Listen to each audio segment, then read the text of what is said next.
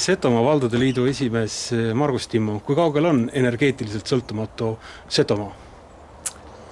Noh, ma arvan ikka veel päris kaugel, aga on üks siuke hea ütlemine, et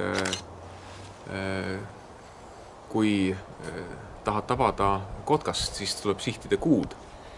Ja kui sa sihid kotkast, siis võid tabada ainult kaljut. Nii et eesmärgid tuleb kõrget seada ja sellise eesmärgi me tõepoolest 2006. aastal sõnastasime grupi selliste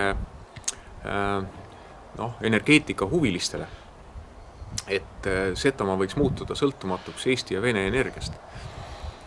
Ja mis selle põhjus nagu oli? Põhjus oli tegelikult Maaülikooli uuring, mis näitas seda, et meil on 2,5 korda rohkem energeetilist ressurssi, kui kogu Setomaa tarbib, kui me liidame kokku kõik gaasi, mis me ostame Vene gaasi, kui me kasutame kõik elektrienergia, kui me liidame kokku kõik autokütuse, ehk siis kõik energiat, mis me Setomaal kasutame, siis meil on 2,5 korda rohkem energeetilist ressurssi.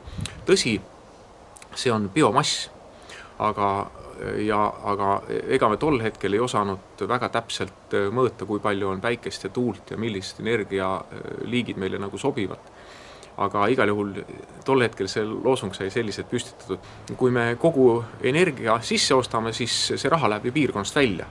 Et meil ise majandamist on võimalik tekitada kahel moel, kas me toodame väga palju ekspordiks ja toome raha sisse ja siis ei ole sellest probleemi, kui me ka väljas sisse ostame.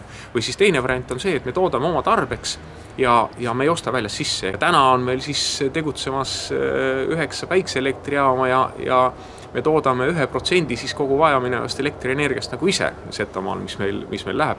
No lisaks veel see, et me teame täpselt, et me kasutame oma hajaasutustingimustes väga palju puid kütmiseks, mitte inimestel ei küta seda elektriga oma elamisi, nii et see on ka ju kohalik ressurss, millega pered saavad ise suurepäraselt hakkama.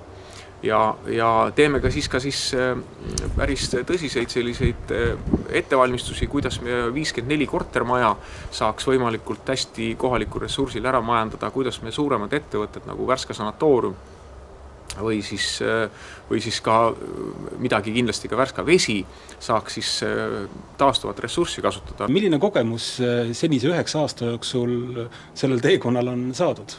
Et oluline on pihta hakata, oluline on omada mingisugust eesmärki ja igal juhul olgu see liikumine kas või aeglane, aga vähemalt teile sihitu ja sähmimine ja lihtsalt aeg nagu ära raisatud, aga võib-olla see üks oluline kogemus, mis me oleme saanud, on see, et täna ei ole toetavaid poliitikaid, mis võiks toetada piirkondadele energeetilist isemajandamise võimekuse kasvu.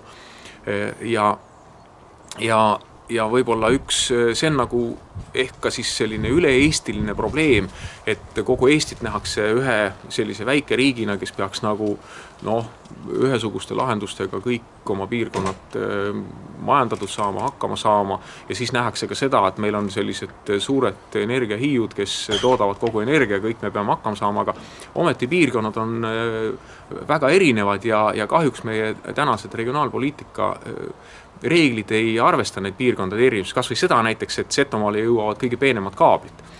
Me oleme ju tegelikult sellest energiahiiust kõige kaugemas otsas, eks ole, ja see tähendab seda, et meil on väga palju piirkondi, kus on ikkagi tugev voolukõikumine, kus vool ei ole piisav ja nii edasi.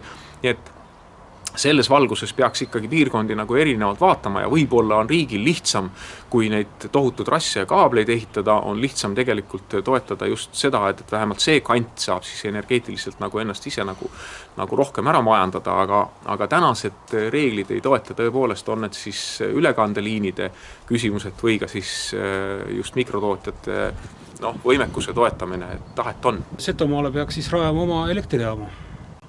See on isegi Mikitamäe volikogust on läbi jooksnud, et Mikitamäele oma tuumaelektrijaam rajada. Tõsi, see volikogu on nüüd selle välja võtnud, aga on nagu on, et need sellised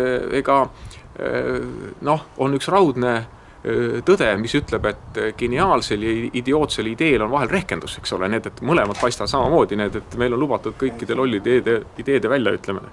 Ma arvan, et sellise ühe suure elektrijaama rajamine võib olla ka lahendus, aga probleem on kindlasti ülekandeliinides. Et võib-olla on, kuna meil on tõeline hajaasutatus, siis kõikide nende liinide vedamine kõigile tarbijateni ja edasi. Ma arvan, et see lahendus on kuskil kombineeritud, et kus on suurem tarbimine, näiteks külakeskused või vallakeskused ja teine on, kus on siis hajaasustingimused, need meile sobivad ilmselt erinevad lahendused, aga igal juhul meie strateegia, energeetikastrateegia näeb eelkõige ette ikkagi kokkuhoidu.